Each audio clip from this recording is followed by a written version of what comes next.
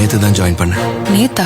இதுல எப்படி ஜாயின் பண்றதுனாக்கா நீங்க ஜாயின் பட்டன் அதுல வரும். ஜாயின் பண்ணீங்கன்னா இந்த மாதிரி 3 லெவல் இருக்கு. நீங்க எந்த லெவல் வேணுமோ அதை ஜாயின் பண்ணீங்கன்னா இந்த மாதிரி ஜாயின் பட்டன் வரும். இதை போய் கிளிக் பண்றீங்க அப்படின்னா உங்களுக்கு பேமெண்ட் கேட்வே போகும். ரெண்டு வந்து என்ன இருக்கு, ஒன்னு வந்துன்னா கார்ட்ஸ்ல இருக்கு, இன்னொன்னு யூபிஐ ஐடி. நீங்க எதை சூஸ் பண்றீங்களோ, கிரெடிட் கார்டு இருக்கு சார் நான் அதில் பண்ணிக்கிறேன் அப்படின்னா உங்களுக்கு கார்டுல போயிட்டு நீங்க அதை பண்ணிக்கலாம். இன்னொன்னு வந்து பாத்தீங்கன்னா நீங்க ஜிபே பண்ணிக்கலாம். இதை விட கிளாரிட்டியா எவனாலையும் சொல்ல முடியாது. Distributed uniformly. What is the magnitude of the electric field at a point 15 cm from the center of the sphere? ஒரு ஸ்பியர், இந்த ஸ்பியரோட ரேடியஸ் 10 சென்டிமீட்டர் கொடுத்துட்டாங்க. ஓகே, இதுல இருந்து 15 சென்டிமீட்டர் தள்ளி ஒரு பாயிண்ட்ல என்ன எலக்ட்ரிக் ஃபீல்டு இருக்கும் அப்படிங்கிறது கொஸ்டின். இதுல வந்து என்ன, இந்த ஸ்பியர் ஃபுல்லாவே எவ்வளவு சார்ஜ் இருக்கு, 3.2 × 10⁻⁻7 கூலுங்கிற சார்ஜ் இருக்கு. இப்போ வந்து பாருங்க, ஒரு ஸ்பியருக்கு வெளியில பாயிண்ட் இருக்கும்போது இந்த டோட்டல் சார்ஜ் இந்த பர்டிகுலர் பாயிண்ட்ல ஸ்டோர் ஆன மாதிரி தான் இருக்கும். அப்ப நம்ம என்ன எடுத்துக்கணும், இந்த 15 சென்டிமீட்டர் எடுத்துக்கணும். சரியா?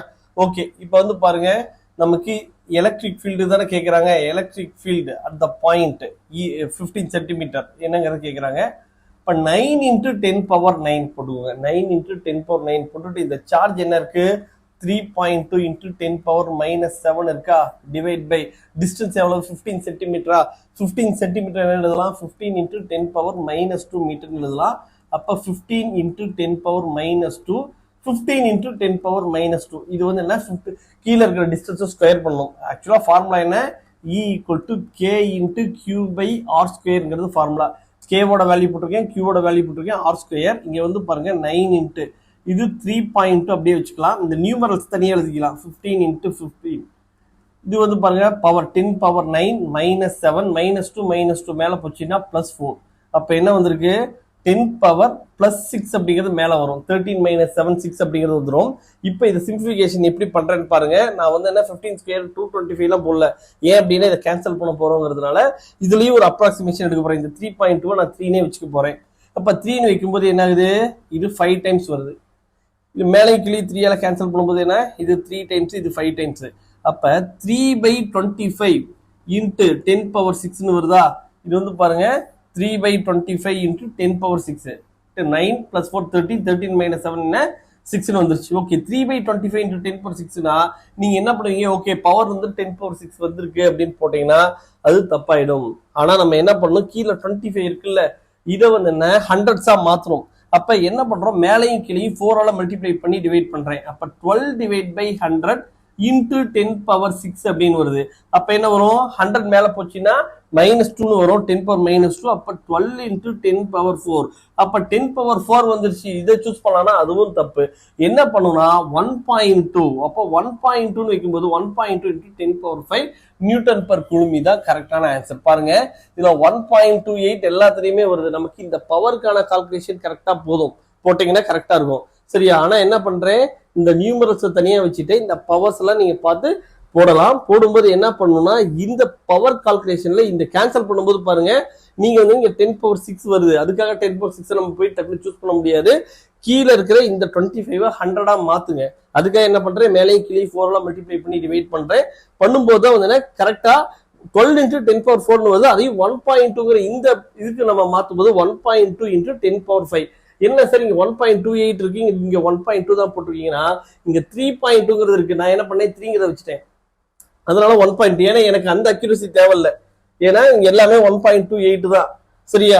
ஆனா எனக்கு தேவை பவர் தான். அதனால என்ன பண்றேன், மேலே கீழே 4ஆல மல்டிப்ளை பண்ணி டிவைட் பண்ணா நமக்கு 10⁻4 வருது. 1.2 அட்ஜஸ்ட் பண்ணும்போது 10⁻5 வந்துருச்சு. கொஸ்டின் வந்து பாருங்க, 8 microfarad capacitor is charged from 15 volt to 25 volt. ஒரு கெப்பாசிட்டர், அதோட கெப்பாசிட்டன்ஸ் எவ்வளவு, 8 மைக்ரோஃபாரட். இதோட பொட்டன்ஷியல் டிஃபரன்ஸ் வந்து என்ன ஆகுது, 15 வோல்ட்ல இருந்து 24 வோல்ட் 25 வோல்ட்டுக்கு வேரி பண்றாங்க. இப்போ what is the increase in energy, stored energy அப்படிங்கறத கேக்குறாங்க. இதுக்கு வந்து என்ன பண்ணுவோம்னா, இந்த 15 வோல்ட் 25 வோல்ட் இதெல்லாம் கொடுத்துருக்காங்க இல்லைங்களா, இதெல்லாம் ஒரு பர்பஸ், ஒரு குறிப்பிட்ட வேல்யூ தான் தருவாங்க. ஓகே, இதுக்கு ஃபர்ஸ்ட் என்ன பண்ணுவோம்னா, நமக்கு ஸ்கொயர் நம்பர்ஸ் தெரியணும். ஸ்கொயர் நம்பர்ஸ் தெரிஞ்சிச்சுன்னா உங்களுக்கு வந்து 1 to 25 வரைக்கும் நமக்கு ஸ்கொயர் தெரிஞ்சுக்கலாம். அட்லீஸ்ட் 1 to 30 வரைக்கும் தெரிஞ்சிருக்கணும். அப்ப increase in energy stored, energy ஸ்டோர்ல எவ்வளவு இன்க்ரீஸ் ஆயிருக்கு அப்படிங்கறத பார்க்கணும். இப்போ வந்து பாருங்க 8 மைக்ரோஃபாரட் இருக்கா. இந்த 8 மைக்ரோஃபாரட வந்து என்ன பண்றோம்னா, நம்ம இத பாதியா 4 மைக்ரோஃபாரட்னு இங்க என்ன வேல்யூ கொடுத்துருக்காங்களோ அதை பாதியா கன்வெர்ட் பண்ணிக்கோங்க. அதுக்கு அடுத்தது 15 வோல்ட் இருக்கா, 15 வோல்ட்னா இது ஸ்கொயர் பண்ணிக்கோங்க, என்ன வருது 15 வோல்ட், இது 25, 25 ஸ்கொயர் பண்ணா 625 மைனஸ் 15 ஸ்கொயர் போட்டீங்கன்னா 225, அப்ப என்ன வருது 4 இன்ட்டு இது வந்து என்ன வருது 400 இன்ட்டு இது வந்து பாருங்க 10 பவர் மைனஸ் 6. இந்த வேல்யூஸ் எல்லாம் விடுங்க, 4 இன்ட்டு 4 எவ்வளவு 16, அப்போ 1.6 அப்படிங்கிறது ஆன்சர். ரொம்ப சிம்பிள், தெரியுதா? நான் வந்து பாருங்க, இது 4, இது வந்து என்ன 400, 400 இன்ட்டு 4 என்ன வந்துச்சு 1.6. அப்ப பார்த்த உடனே என்ன பண்ணிடலாம், 1.6 இன்ட்டு 10 பவர் மைனஸ் 3 ஜூல்ஸ் அப்படிங்கிறது தெரியணும். இதுக்கான ஃபார்முலா வந்து என்ன, delta you is equal to formula பாருங்க, half c into v2 square minus v1 square. இந்த ஃபார்முலா தான் நான் உங்களுக்கு, இந்த ஃபார்முலாவை டச் பண்ணாம சிம்பிளா இங்க என்ன பண்ணோம், 8 மைக்ரோ ஃபேரட் இருக்கு, அதை பாதியா போட்டுக்கோங்க. இங்க என்ன வேல்யூ, இந்த ஸ்கொயருக்கான டிஃபரன்ஸ் பார்த்துக்கோங்கன்னு சொன்னேன். பார்த்தோம்னா நமக்கு ஃபுல்லா கூட நீங்க ஆன்சர் கம்ப்ளீட் பண்ண தேவையில்லை. 4 into 4 16 1.6. A square surface of side L meters is in the plane of the paper. A uniform electric field vector E bracket volt per meter. பாருங்க, இதுலயே வந்துன்னா நமக்கு யூனிட்ஸ் அண்ட் டைமென்ஷன்ஸ்க்கான கொஸ்டின் எல்லாமே இதுல இருந்தே எடுப்பாங்க. எலக்ட்ரிக் ஃபீல்டு E கொடுத்துட்டாங்க, அதுக்கான யூனிட் என்ன வோல்ட் பர் மீட்டர். சரியா? இதுல இருந்து நீங்க கொஸ்டின்ஸ் எல்லாம் இந்த பாயிண்ட் எல்லாம் எடுத்து வச்சுக்கணும். Also in the plane of the paper is limited only to the lower half of the square of the surface. See figure. The electric flux in the SI unit associated with the surfaces. Okay. அப்ப electric flux வந்து என்ன அப்படிங்கறத கேக்குறாங்க. இந்த plane of the paperல associate ஆயிருக்கக்கூடிய electric flux. இந்த மாதிரி பாருங்க, நிறைய தடவை கொஸ்டின்ஸ் கேட்டிருக்காங்க. இதுல என்ன நீங்க தெரிஞ்சுக்கணும்னா, இது வந்து என்னன்னா ஒரு பேப்பர். சரியா? இந்த பேப்பர்ல வந்து என்ன ஆகுது, நமக்கு இந்த எலக்ட்ரிக் ஃப்ளக்ஸ் அப்படிங்கிறது இருக்கு. எப்படின்னா பிளேன் ஆஃப் த பேப்பர்ல இப்படி போகுது, நமக்கு ஃப்ளக்ஸ் இப்படி போகல, இந்த பிளேன் ஆஃப் த பேப்பர்ல இப்படிதான் போகுது. சரியா? அப்ப இப்படி போகும்போது என்ன ஆகும்னா, நமக்கு பேப்பர்ல இது வந்து என்ன, இதுதான் பேப்பர்னு வச்சுக்கோங்களேன், ஃப்ளக்ஸ் இப்படி கிராஸ் ஆகும்போது இதை பெனிட்ரேட் ஆகவே இல்லை, இப்படி போச்சுன்னா தான் என்ன ஆகும், இதை பெனிட்ரேட் ஆகி போகும். ஆனா இவங்க என்ன சொல்லிட்டாங்க, இப்படி பேப்பர் இருக்கு, பேப்பர்ல இந்த பிளேன் ஆஃப் த பேப்பர்ல ஃப்ளக்ஸ் போகுது, அது லோயர் ஹாஃப்ல போகுதுங்கிறாங்க. இது லோயர் ஹாஃப்ல போனா என்ன, எந்த டிகிரியில போனா என்ன, எப்படினாலுமே இது பேப்பரை பெனிட்ரேட் பண்ணி போகல. பேப்பரை பெனிட்ரேட் பண்ணி போகலன்னா இந்த பேப்பர்ல எந்த ஒரு ஃப்ளக்ஸும் லிங்க் ஆகல. சோ த ஆன்சர் வந்து என்ன 0. சரியா? அப்ப இந்த மாதிரியான கொஸ்டின் வந்து என்ன ஆகும், உங்களுக்கு திரும்ப திரும்ப கேட்கறாங்க. இதை எதுக்காக இவ்வளவு டேட்டா கொடுக்குறாங்கன்னா உங்களை கன்ஃபியூஸ் பண்றதுக்காக. சரியா?